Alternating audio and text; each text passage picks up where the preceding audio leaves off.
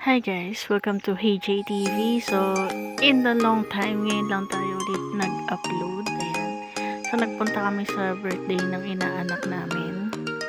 This is yung anak ng friend namin.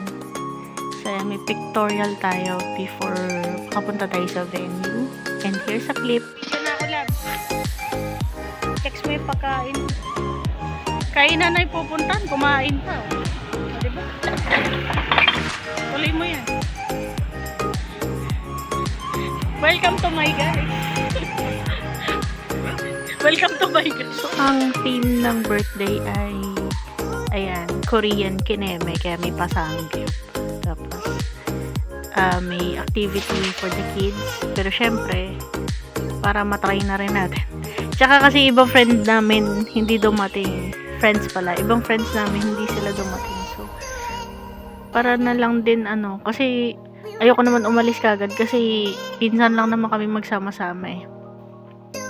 Kaya lang since wala kami kasamang bata, syempre walang maliligo sa pool. So, hindi na rin namin naisip maligo kasi nga naulan din that time. Pero syempre dahil nga naka-oo na. Kumbaga, naman din kasi kami, pagka umuo kami sa isang event, pumupunta talaga kami. Ayan. So, nakapagpaalam naman siya from work eh. Kaya, ang ginagawa namin, since naplano na namin to ahead of time, tinutuluyan na talaga namin na magpunta kami. Whether birthday, kasal, usually birthday naman. At saka yung iba pang events, usually talaga nakaschedule na. Kasi syempre, parehas naman kami may work. Ito yung reality ng adulting, ng buhay. So, nandito na kami sa stage kung saan lahat kailangan de-appointment na. Kasi nga, syempre, maliban sa hindi naman talaga kami naka-weekend off.